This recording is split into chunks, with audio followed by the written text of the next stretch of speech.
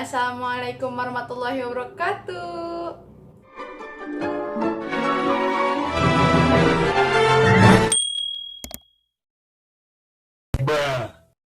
Balik lagi sama aku, Santika.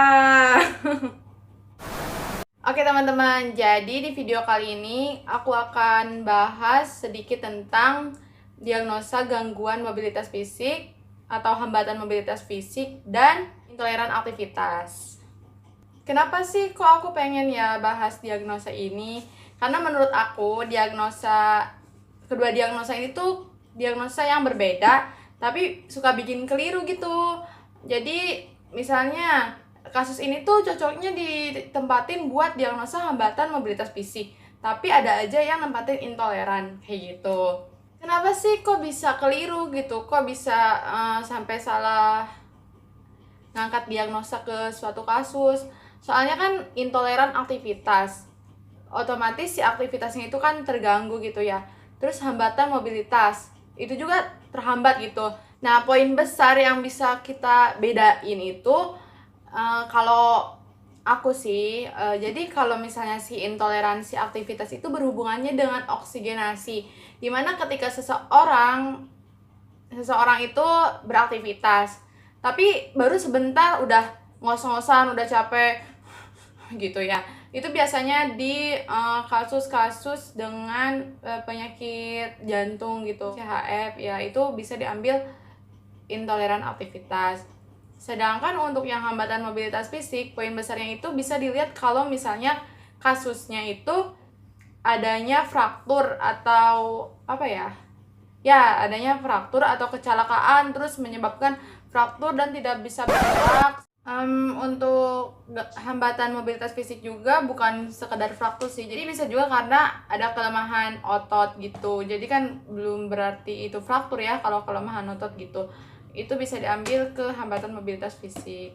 Sebenarnya banyak banget diagnosa yang hampir-hampir sama kayak gini, dan kita tuh memang harus teliti diagnosa ini tuh masuk ke kasus seperti apa gitu ya. Bisa juga kita lihat dari tujuan dan kriteria hasil. Kita lihat di kasusnya itu gimana kondisinya, apakah memang benar intoleran aktivitas atau hambatan mobilitas fisik. Nah, kalau misalnya benar intoleran aktivitas, berarti di tujuan kriteria hasilnya itu akan memperlihatkan frekuensi napas dan tekanan darah yang normal, itu dalam batas normal ya.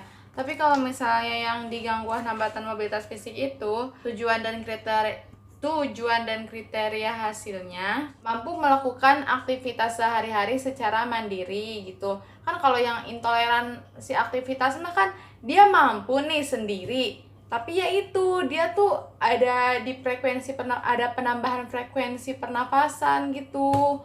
Ya kayak gitu. Nih, kayak gini nih. Misalnya orang yang intoleran aktivitas itu pakai baju dia bisa aja merasa capek gitu, ngos-ngosan. Itu kalau yang tingkat intoleransi aktivitasnya udah berat. Ada tingkatan intoleransi aktivitas menurut Gordon, yaitu tingkat 1 sampai tingkat 4. Nah, tingkat 1 itu misalnya seseorang dia tuh bisa berjalan jauh tanpa merasakan sesak nafas atau frekuensi nafas yang berlebihan. Nah, tapi ketika seseorang tersebut menaiki satu atau lebih anak tangga, akan merasakan frekuensi nafas yang lebih cepat. Tingkat 2 itu seseorang mampu berjalan kira-kira jaraknya 152 meter, lalu mampu juga menaiki anak tangga dengan secara perlahan. Itu dia baru ngerasain frekuensi nafas yang lebih cepat. Lalu tingkatan yang ketiga itu ketika seseorang tidak mampu berjalan lebih dari 15 meter tanpa berhenti, dan juga tidak mampu menaiki satu anak tangga tanpa berhenti, jadi harus berhenti gitu. Tingkatan yang keempat ini tuh udah yang paling berat karena frekuensi nafas yang lebih cepat dirasakan ketika istirahat gitu. Misalnya bergerak sedikit udah capek kayak gitu, udah ngos-ngosan ya.